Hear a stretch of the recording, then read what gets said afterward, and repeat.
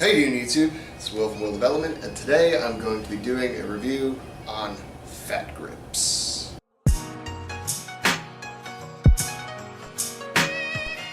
So Fat Gripz are a very simple design when you really break it down. They're basically just hard rubber that have about an inch diameter hole in the middle and a split running down one of the sides. See the split there. And all you do is you just wrap this around a standard barbell, essentially turning any bar you own into an axle bar. Now, as you know, we around here at Will Development, we make our own axle bars. And if you haven't seen, I got a link to the description down below on my 2 builds on making your own axle bars. So pros, things that are good about it. In general, they're cheaper than most of your average axle bars to buy.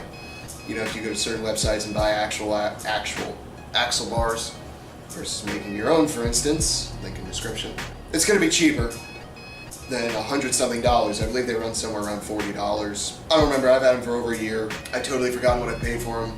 I'm pretty sure it was a promotional thing going on at the time. I usually don't pay full price for anything, especially gimmicky workout equipment, if I can even call it that.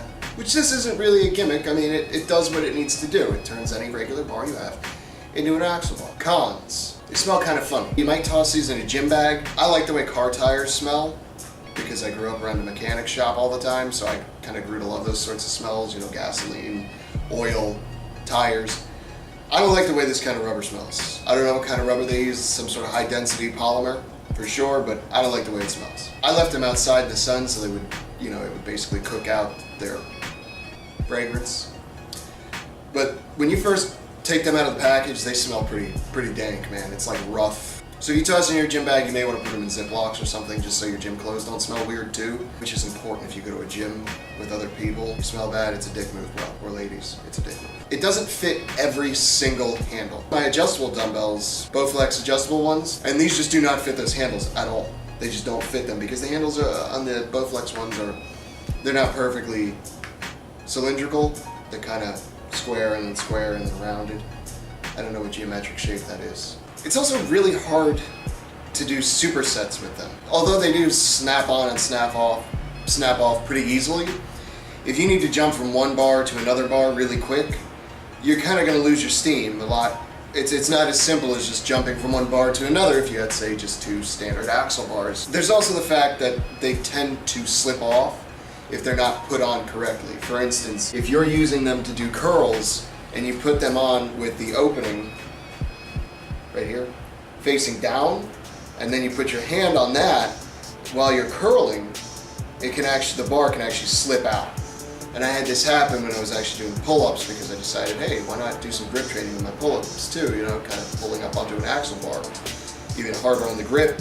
And I put them on and stupid me left the cut facing up, and so when I grabbed it and I'm trying to grip it, it actually opened up and slipped off. But I do find these are good for breaking through certain plateaus, and they do have a particular tendency to activate certain muscles differently just because of how your hands are.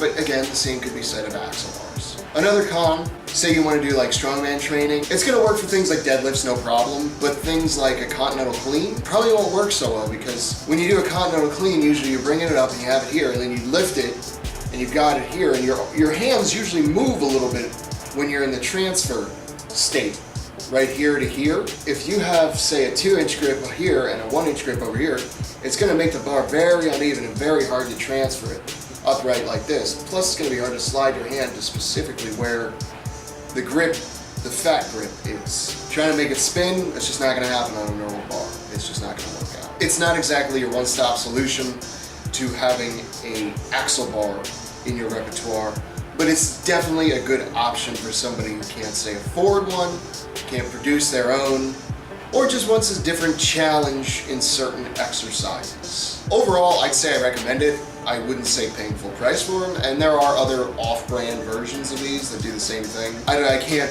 attest to their quality. I can attest to this particular brand's quality, and the quality is very good. I have to admit that. I mean, this high-density rubber, it's good. I would make the same argument though. Another brand that uses similar materials, probably going to give you the same level of quality. I do hope that this video may influence your decision whether or not to purchase one of these or one of the similar products like them.